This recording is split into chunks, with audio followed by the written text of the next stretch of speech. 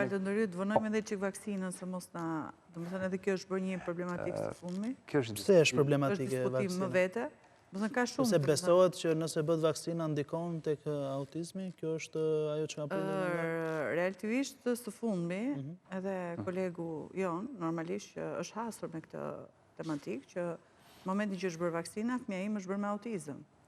Po, e dëgjojmë shumë shpesh. E dëgjojmë shumë shpesh. Dërmuesit rastet. Po, domethënë është deri diku që janë bërë edhe mediatike. Kanë dalë nëpër televizione, fëmia unë e kam pas shumë mirë, ka pas një lindje normale, ka pas një zhvillim normal deri në moshën relativisht 3 vjeç.